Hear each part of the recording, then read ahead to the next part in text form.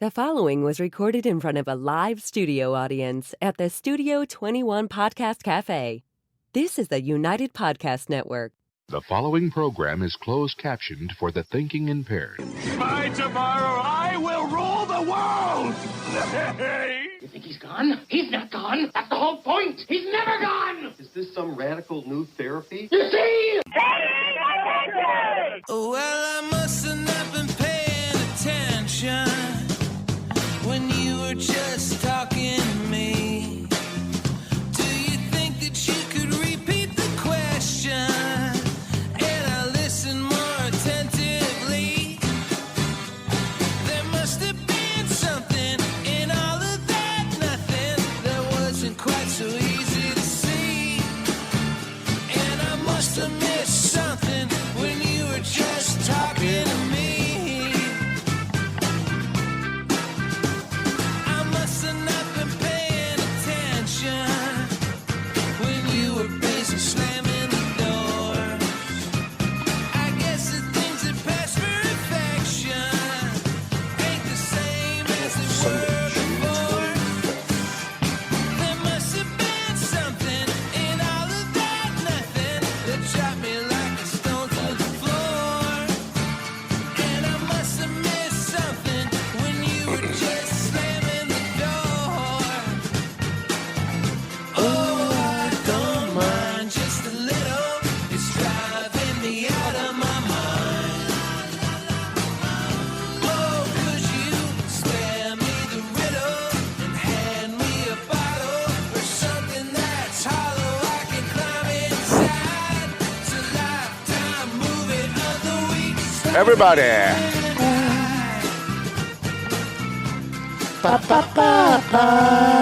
I think I'm healed. Ooh. I hit every note. We'll see if I can do it twice. Yeah. No, I probably can't do it again. Don't speak too soon.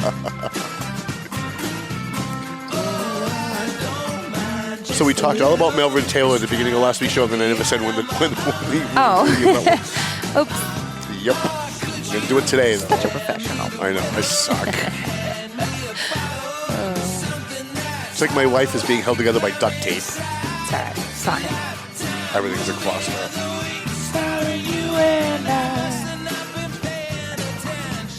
I missed the See, last one. spoke too I soon. know. Right? I jinxed it.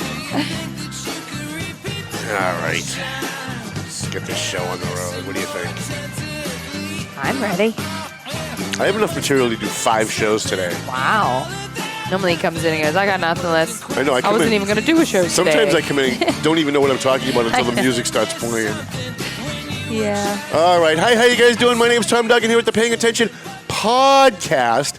Hiya, Top. 2 guys smoke shop at the Studio 21 Podcast Cafe. Wow, look at the look. I'm sure you took. Hello. Sorry. What's happening? I'm sure you took. My brain just got to way Like, too. are you having a stroke? Do I need to call for help? Yes, my brain just got way too far ahead of my mouth. So I looked at the ratings that you sent me. Yes. Finally got it out. There you go. And holy crap! I know. Holy crap! I know. The views on this show and the audio downloads on this show are fun. I can't say it's the best ever because I think when we do our specialty shows like the debates, those just go through the roof. Like sometimes 11,000, 12,000 views. But as far as regular shows, I think this last month has been the best in a really long time. It really has been. It has. I was very pleasantly surprised. And I have to say, going back to the story that we did about Royal House roast beef in Methuen. Yeah. When I posted that story online, still the highest viewed story I've posted in the last month and a half. And all it is it's about the opening of a roast beef shop. Yeah. At like 8,000 views. It's crazy. And some of the highest shows here were obviously the Methuen stuff gets a lot of play. But having Don Smariglio and the Tamakios here talking about the new Borellis, those ratings went through the roof. And I'm trying to remember the week right before that, we had a show that went absolutely crazy. So I want to thank everybody for watching, everybody for listening, people who download us on iTunes, iHeartRadio, people who watch us on Facebook and YouTube. I saw even on the YouTube channel, one of the YouTube videos over the last couple weeks had something like 100 and something. We usually get 4 views on YouTube. There's nobody following us on YouTube at all. There's like 5 people. It is hard when you're on videos on both platforms because people go one or the other. Yeah. And normally one is predominant, which is Facebook for us. And so we want people to try and find us on YouTube because if we can get enough followers and we get enough views, we can start monetizing it and making money on the videos. So we really want to do that. The Valley Patriot is on the streets. It's being delivered today as we speak. And front page story is about how much money the Methuen police officers are making. Got a couple of calls from Methuen cops over the weekend, and they were like, Tom, what are you kicking the shit out of us for? I thought you were our buddy. We thought you were pro-cop. I'm like, listen, did you see my show? Like, I made it perfectly clear that I'm happy with you guys making that money. But the people who gave you the raises were the ones that were complaining about the last set of raises, and I was calling out their hypocrisy. So I had a lot of people commenting on Facebook, yeah, those evil cops. And I'm like, guys, you were totally missing the point. You're totally missing the point. This was the problem during Joe Solomon. People kept focusing on the people getting the money and not the people that were giving it to them. And I guess that's just the easy, lazy way to do it. But, when it comes to how much money municipal employees are getting, you don't blame the person cashing the check. If I got working for the town of North Andover tomorrow for $40,000 a year, and a week later, because I knew someone, the council or the board of selectmen decided to give me a 50% raise, am I going to say no? Please don't give me that money. No one's going to say that. No cop, no secretary, no teacher. No one's saying no. Please don't give me more money. And yet people still keep blaming the people getting the money. And so I want to caution you, when you see these kinds of stories, don't be like, oh, those evil teachers, those evil cops, I can't believe how much money they're making. How about those evil school board members for giving the teachers that money, or the evil board of selectmen or city councils for giving them that money, and the evil mayors who pounded their fist and said how much money they were making the last time was too much and then gave them more. Those are the people that you need to blame. And since we're, let me jump around a little bit and then we'll get to our slide because it's just so good. It's just so good. Here's the thing about Methuen. I don't even have to try to kick Methuen. I don't even have to try. I go looking for information about a general story, and then we'll get to that in a minute, but I go looking for information about a general story, just something like region-wide, and let's just compare each town to what they're doing, and Methuen always is like shit at the bottom. Like they're always, or at the top, depending on what you're looking at as far as good and bad. But it's just crazy that, like, people think that I go out of my way to kick Methuen. And when you see the next story we're going to talk about, you're going to be like, holy crap, like I didn't even have to do anything, and this is just what it is. You're just looking. It's like Methuen just jumped. Hello. Sexiest voice on radio. She's broken. She's broken. Nope. But even what little we hear, it's still pretty sexy. Just want you to know. Choppy. Yeah. Couple things to get to. We're hearing things. Not me. We're hearing things, Chrissy. Here's what we're hearing. I can't say it's a story because it's not etched in stone, but it's almost etched in stone. We're hearing that Lawrence Police Chief Roy Vasquez coming back. Oh. And I'm just going to leave you with that. I see the good and bad in that. I see both sides. I've been in on a bunch of meetings where it's been discussed. And I completely understand the people that want to bring him back. I do. I understand it, and I think I'm almost with them on it. And I also understand the people that don't want him back. But the guy's got a year left in his contract, and I think if the mayor brings him, this is, we talked about this when he first got put on leave. He was, I guess, suspended with pay, but I don't think it was really a suspension. I think he was just kind of put on leave because there's no proof. At the time, there's no proof that he'd done anything wrong. There's still investigations going. It's one of those things where it's 50-50. Here I'm going to do this all day because I've got so much to get to. I'm trying to rush, right? So I'm just screwing up.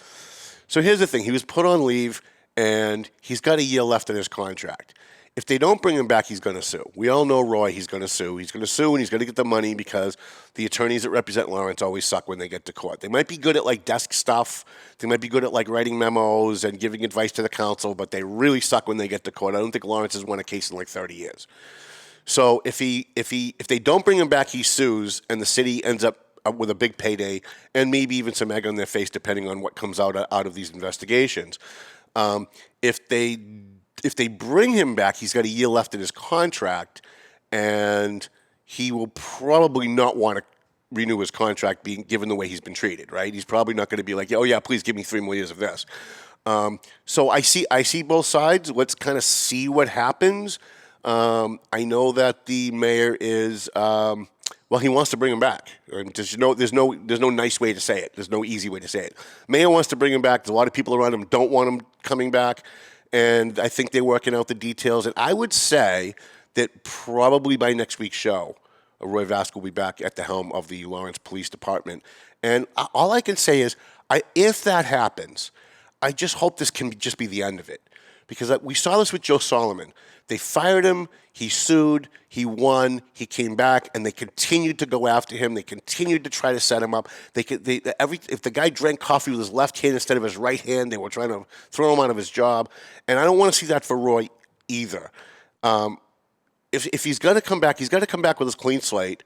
And he also has to give a clean slate to the people under him that maybe testified or said bad. I don't want to say testified, but said bad things about him on his way out the door. If he comes back, it's got to be a clean slate on both sides. I think Roy is capable of that. A couple of years ago, I probably would not have thought that, but I think he is. So let's see what happens. Let's see if he comes back. I think it's probably the best for everybody involved as far as the city side and Roy's side. Probably not so good for the cops that were kicking him on his way out the door. But if he does come back, I don't think it's going to be for very long. I think he's going to serve out his contract and probably go. I probably let out too much on that today, but when someone calls me and tells me something and says, please don't tell anybody, but then I hear it from 35 other people, there's no need to hold it out, right? So we're hearing it. We're hearing it all over City Hall, and that's what's going on. Let's see, what else do we have? So do you remember last week? Was it last week we talked about Methuen? Because all my days run together. I think it was last week. I feel like we're always talking about Methuen. Right. So last week when we were talking about the Methuen police salaries, I also talked about, for the first time, Maggie Dupre, who's the chief financial officer for the city. She was given to Methuen by the state, forced on Methuen by the state, because Methuen overspent by $4 million and had to borrow my tax money to fill the gap. So the state came in and said, we'll give you a chief financial officer. You hire her, you pay her, and you can't spend anything unless it goes through her, and she does a cost analysis of everything that you do. Remember we talked about that? So I'll tell you, I've been pro Maggie since she came on board. Really thought she was professional. Really thought she was, good at her job. And then I found out last week, right after the show, somebody called me and said, you're not going to believe this. Apparently, Maggie Dupre, who's not from Methuen, she's not a Methuen person, she's not political, she's never been political, but boy, it didn't take her long to become political, because word we got last week was, so Maggie Dupre apparently brought in a friend of hers, gave a friend of hers a job and eliminated someone else's job to do it. So we're getting the details on that. I tried to get some details last night, but the person I asked wouldn't tell me anything. So we're trying to get some details on that for the next Valley Patriot, but I said it last week. Good people who want to do good things get involved in Methuen, and they just get swallowed up by the corruption. They get swallowed up by the culture of corruption in Methuen. Everybody's got a family member on the city payroll. Everybody's got a political donor on the city payroll. People are getting jobs based on who they know rather than posting the job and giving it to the person that applies it's most qualified. And we saw that with the mayor hiring his nurse, and now Maggie Dupre hiring one of her friends. And, maybe there needs to be like a 3-year term limit for all jobs in Methuen. Because after 3 years, they get comfortable and they think they own the city. They think that they're in charge. No one's ever going to look over their shoulder and stop them from doing what they want to do, and they start hiring their friends. And, again, I'm going to say it. This is why Neil Perry was elected, because people were sick of that shit. What else do we have? We have a bash update. So we had the Lawrence High Alumni Banquet last week. And we finally got a chance to give a check to Vanessa Sanchez, who was the winner of the Phil Glendy Special Needs Scholarship at our bash back in March.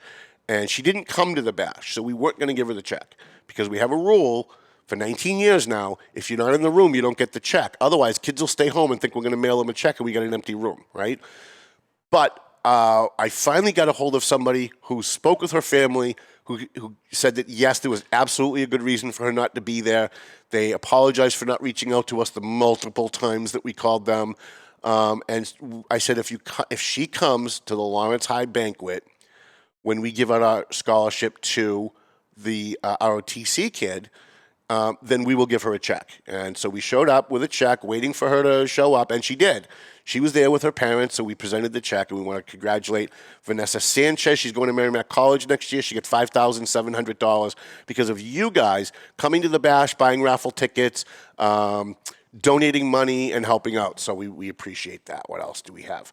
I got these 2 Supreme Court rulings, but I'm going to talk about some other stuff first. So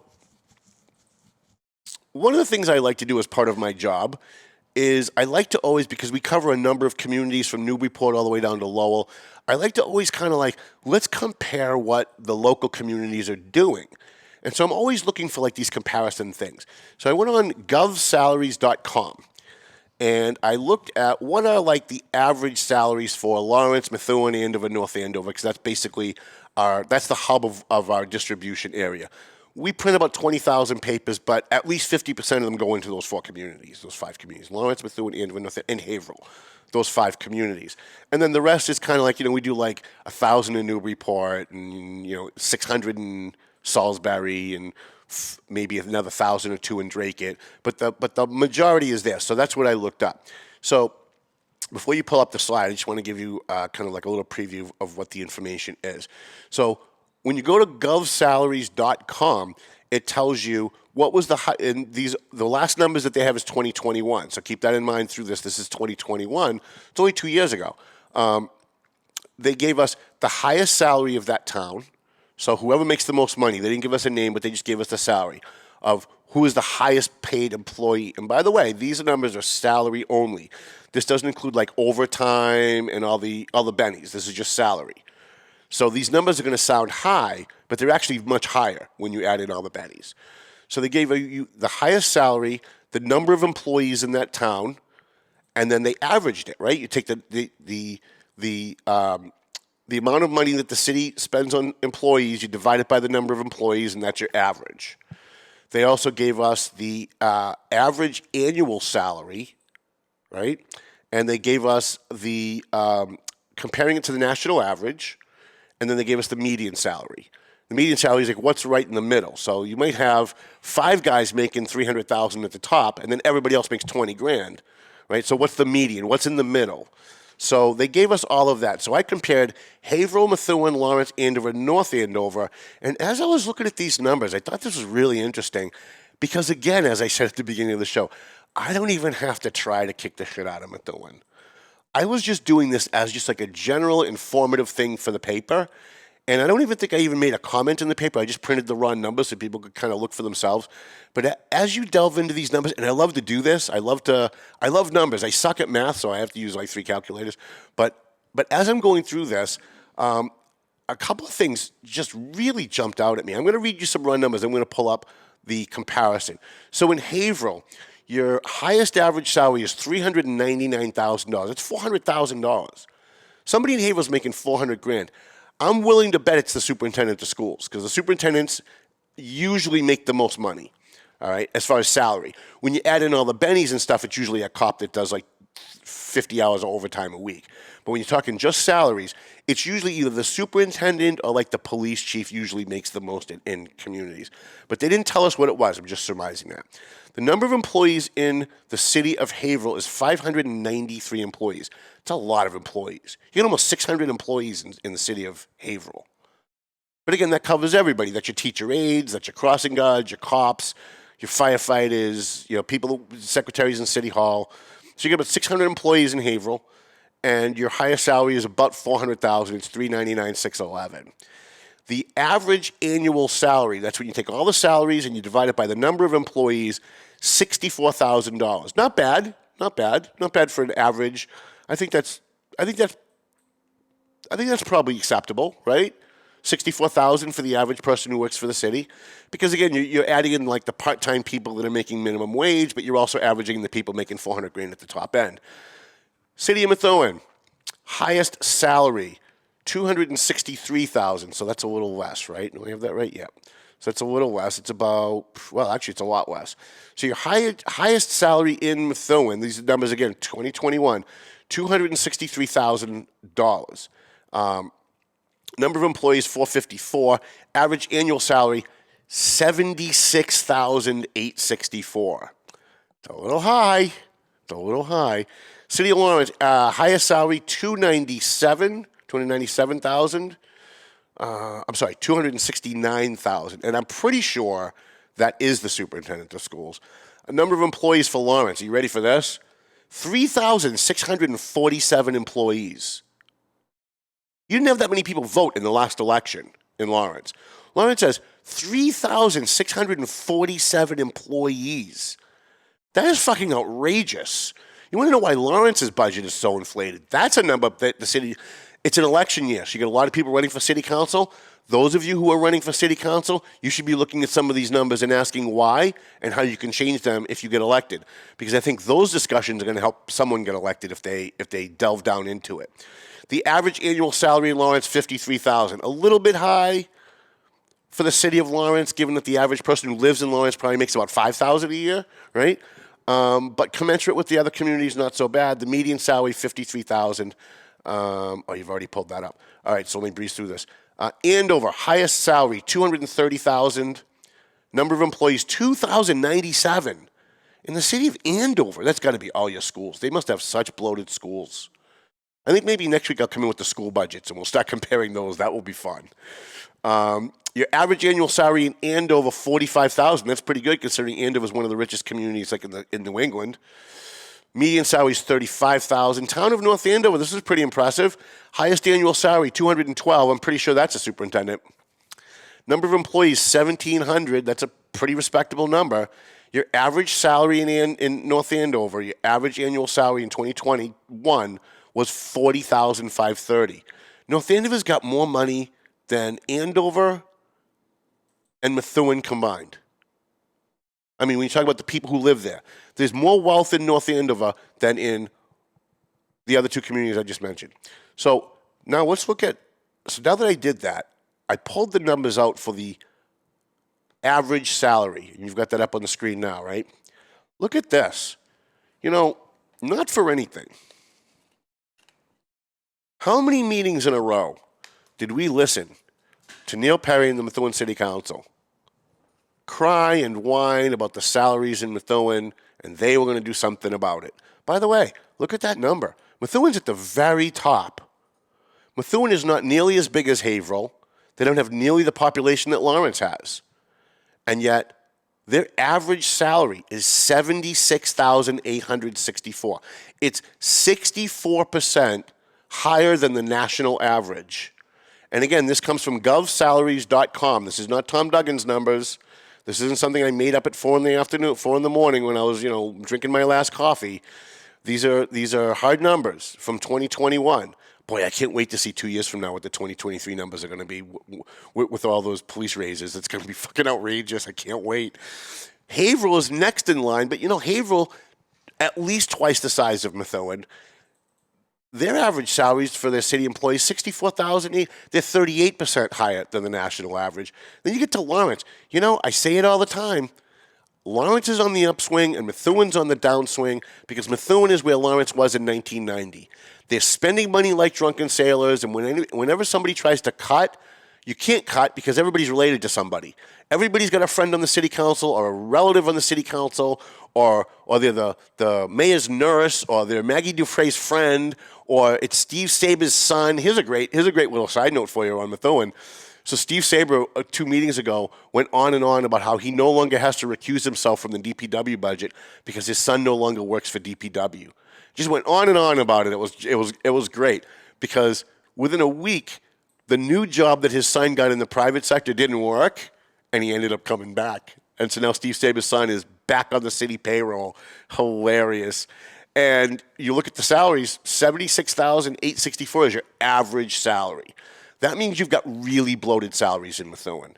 And in fact, they just created a whole new position, and I think it was $130,000, and Maggie Dupre was all for it. All for it, she was, because her friend got the job. That's why she was all for it. In Lawrence, your average salary, $53,628. Say what you want about Dan Rivera, the previous mayor of Lawrence. Say what you want about the current mayor, Brian DePina. That's a respectable number for the city of Lawrence, that your average salary is $53,000. given the others that you see. And what's really interesting is that the two most wealthy communities in Massachusetts at the bottom of this list, Andover and North Andover. Lawrence is 14% higher than national average. Andover, 45,752. It's only 2% higher than the national average. Boy, that's really respectable. If you live in Andover, you should be really happy with your elected officials. Because as liberal and loony as they are, and they really are, they're like one of the looniest communities around. They're almost as loony as Cambridge in Andover. Like they wanted to do away with Columbus Day, right? But at least fiscally, they seem pretty damn conservative with your money. So they might be left-wing lunatics on the social issues, but look at that. And now North Andover, my hometown, the most respectable, 40,530. I think that's pretty good for North Andover. I think you really have to give the new town manager, I can't remember her name, I think her name is Rodriguez, and the Board of Selectmen, which is very far to the left. North Andover's taken a really hard left turn in the last 10 to 15 years. They don't even call it the Board of Selectmen anymore because it's got the word men in it, and we don't want to offend somebody who's not a man. So it's the Select Board. And you can't call someone a select man, even though he's a man. You have to call him Select Board member. Do you know how fucking difficult that is to write when you're writing a story? Select Board member Smedili said, rather than Selectman Smedili. I mean, come on, give me a break. But no matter how hard left they've gone, Andover and North Andover have gone on the social issues, fiscally they're doing pretty damn good. Now, one of the things that may contribute to that Andover and North Andover have that the other three don't have is that they're towns and they have town meetings, which means their city boards of selectmen, the equivalent of their city council, doesn't set their budget. The town people set the budget at town meeting.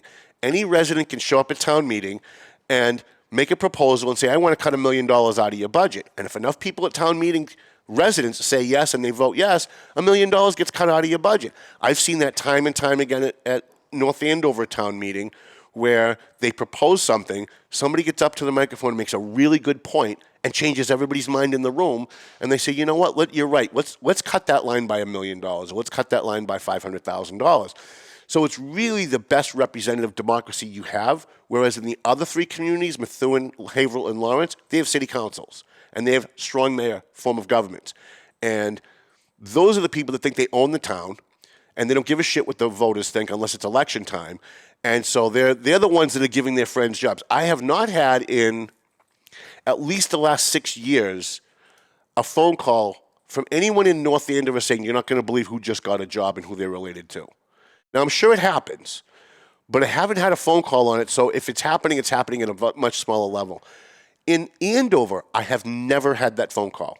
In the 19 years we've been publishing the Valley Patriot, never once has someone, there's all kinds of other shenanigans go on in Andover, especially in the schools, but I've never had a phone call from someone saying someone just got their mother a job in the schools, someone just gave their brother a job on the fire department.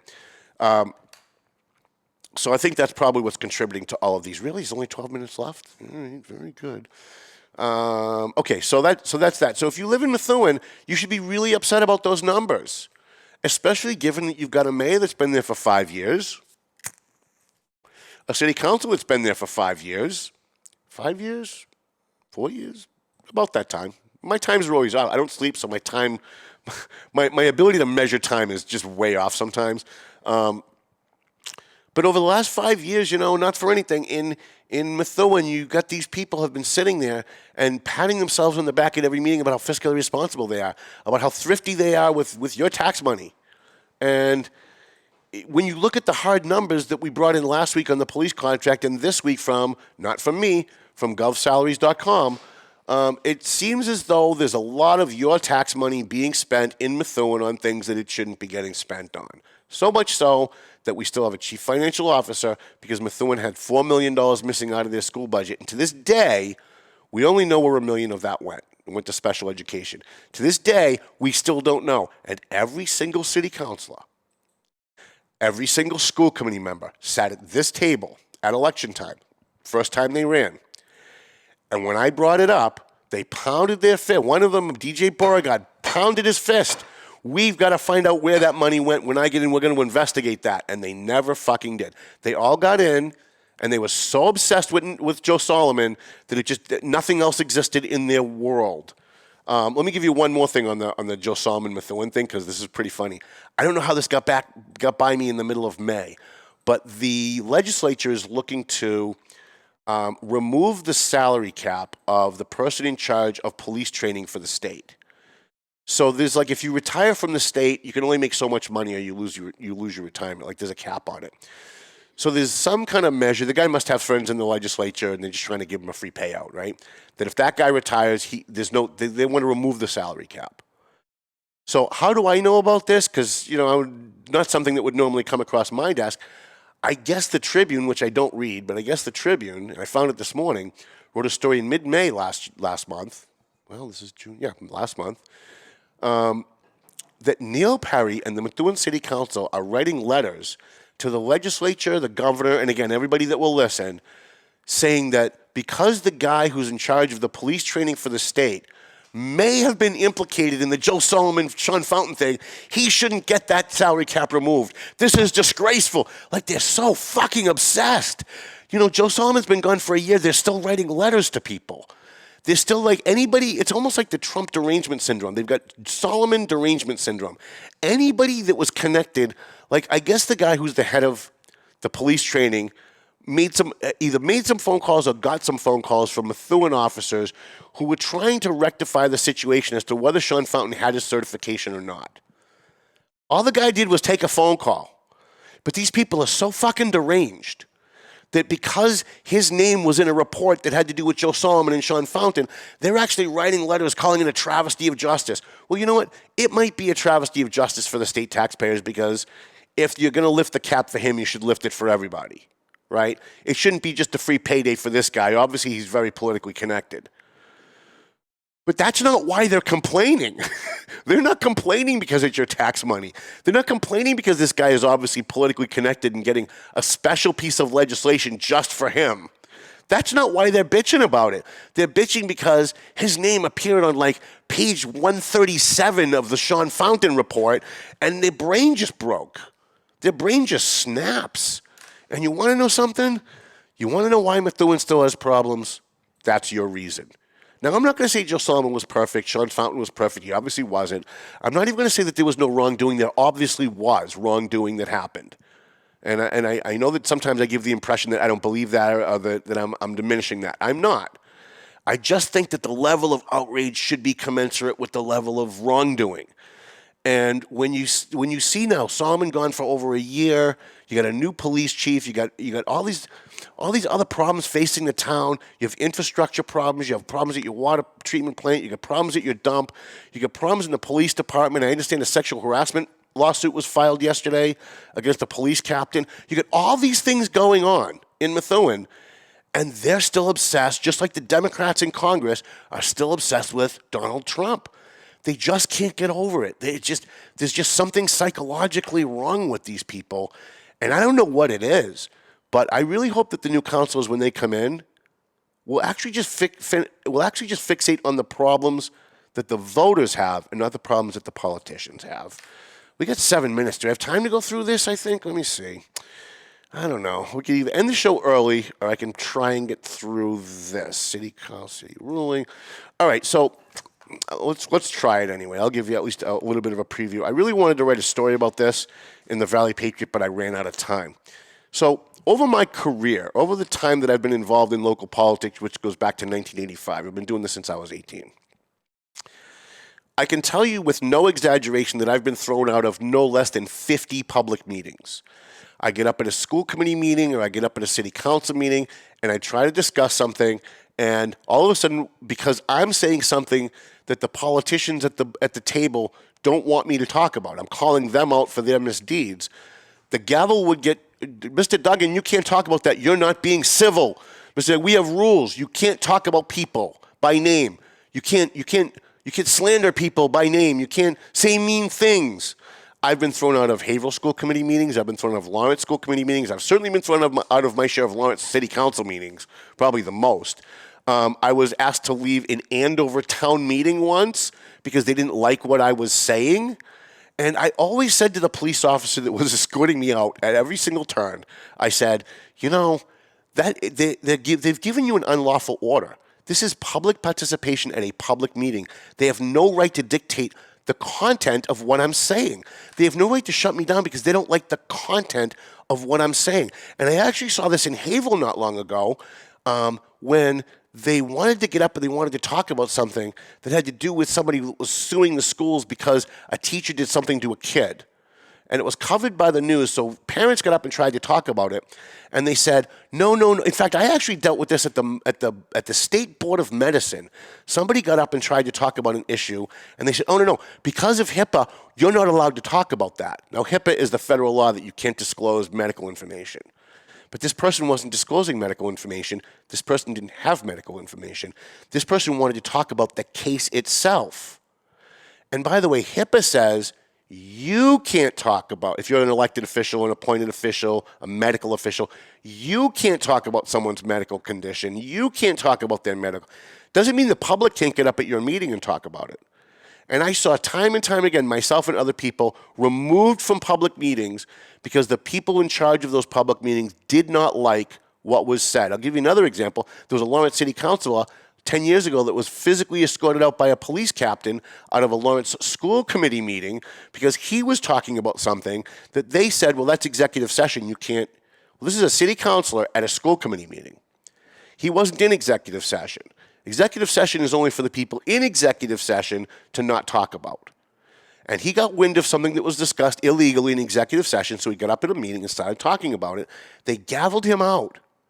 And then they had another police officer come and escort him out of the building. Well, this woman in Southborough in 2020 had the same problem that Tom Duggan has had for 20-something years. In Southborough, she got up and she started talking about the Board of Selectmen members in Southborough and their connection to a scandal. They gavelled her out of order and she was removed by a police officer. Well, she sued. It went all the way to the state Supreme Court. And the Supreme Court ruled, as Tom Duggan has said for 35 years, that elected officials and government officials cannot dictate the content of the public speech if it's public participation. So you can't have a city council meeting, say in Methuen, tell people that they're open to speak for 2 minutes, and then gavel them out of order when they start talking because you don't like what they have to say. And so these civility rules are now illegal in Massachusetts. The Supreme Court has ruled, and that means any similar case has to follow that rule. And so as of today, finally, for once, the Mass Supreme Court actually did something to protect free speech. As of today in Massachusetts, no elected official in Lawrence, Methuen, Boston, Andover, North Andover can shut you down at public participation at a public meeting because they don't like the content of what you have to say. And I think that's a tremendous, tremendous blow against those who try to silence speech. Let me give you another preview of something that's probably going to be coming up in the courts soon because I'm trying to find somebody to file this lawsuit because I don't have the money to do it. But I know somebody that does have the money to do it. He's a lawyer. So in Haverhill, I was listening to WHAV.net. My friend Tim Coco owns WHAV.net, and they simulcast the audio of their city council meetings in Haverhill. And at the beginning of every meeting, the president of the city council makes the announcement that if you are recording or taking pictures in the room tonight, you have to register with us and tell us who you are or you're not allowed. It's illegal by law. That's a fucking lie. It's a fucking lie, and I don't know where that guy came up with that. He had to have invented it out of whole cloth. He had to have invented it out of thin air. There is no law, federal or state, that says you have to notify a government official at a public meeting that you're recording them at a public meeting. It is just a lie. And why the people of Haverhill have put up with that lie for so long, I don't know. But I do know that these public officials, when it comes to issues like this, they rely on the ignorance of the voters. They rely on the ignorance of the public. They know that no one's going to go home and look up the law because it's hard to look up laws. It's a tedious task. It's very difficult. And when you find the law, it's worded so that it's hard to understand what it says if you don't have legal training. I was a paralegal for 8 years, so I can do it. I can read through a law and I can pick out what it really means. Most people don't, and most people don't have time to do that. But in Haverhill, they lie to you. They lie to you because they want to know who's in the room taking their picture. Because if it's someone they don't like, or if it's somebody that's hostile to a particular politician in the room, maybe they won't bring up that raise for their cousin on the DPW, or maybe they won't bring up this other topic. And it's got to stop. And so I've been talking to some of my rich lawyer friends lately, one who lives in Haverhill, and said, you've got standing because you live in Haverhill. Please file this suit. I will file a friend of the court brief. I will get a bunch of newspapers to file a friend of the court. I'll even call the Tribune, even though they hate me. I'll call the Tribune. I'll talk to their lawyer, and we'll get them on board too. Because it's so infuriating when, it's kind of like when you're dealing with a bad cop and you're in a situation and the cop tells you you're not allowed to do something that you know by law you are, but you can't argue with him because he's got a gun and a badge and a walkie-talkie to call other guys with guns and badges. And so you kind of just eat it because he's a cop. Right? It's infuriating. It's even more infuriating when you're in a public meeting and an elected official does it because they do know better. They know better because they have lawyers at every one of these meetings, school committee, city council, board of selectmen, no matter where you live. They have lawyers that tell them what the laws are. So they know that they're lying. And that's the infuriating part. So kudos to the Mass Supreme Court. For once, they actually did something right. This is a great blow against those who are in power, who are trying to silence speech, especially speech that outs their bad deeds. I suspect that it's going to have a wide-reaching effect across the state, and I'm going to do some follow-ups in the next Valley Patriot. We didn't talk about our sponsors. I apologize for that at the beginning because we have 3 new sponsors. If you want to roll up, Mel, I'll try and get through these as quick as we can. We have 3 new sponsors. Stacks in Haverhill. I'm going to be going there this weekend. I've been perusing their menu online, and I'm looking at the pictures. It looks really good. And the smoothie boozy shakes look real. I don't drink. I'm not a drinker, but I might try one of those because the one that I posted online yesterday looked really, really good. Par 28 right here in Haverhill. Right here in Salem. Don't even know where I am half the time, right? And we're going to try that next week. And Loaded, which is on Washington Street in Haverhill, we're going to try Stacks and Loaded at some point this week. We're going to try and hit both. And we're going to take pictures, and we're going to put them online, and we're going to see if maybe we can get a bunch of people to come with us. McLennan Real Estate, Century 21, Zanny Pesci Law Office, Marsan and Son Construction, Borelli's Deli, where I go to get my sausage right after the show, EIS Investigation and Gun Trading, Tomo and Shaken Seafood, a free shout-out for Clear Path for Veterans New England, Mercurio Law Office, AFC Urgent Care, my buddy Dave Id Consoli at Pleasant Valley Landscaping. Thank you, Chrissy, for a fine show today. It sounds like Melvin Taylor says you got to go home. Oh, wait, June? We almost did it. We almost got through the show without... crap. Melvin Taylor, June 25th at Zorba Music Hall at 5 o'clock in Lowell. The views and opinions expressed by the hosts, guests, or callers of this program do not necessarily reflect the opinions of the Studio 21 Podcast Cafe, the United Podcast Network, its partners, or affiliates.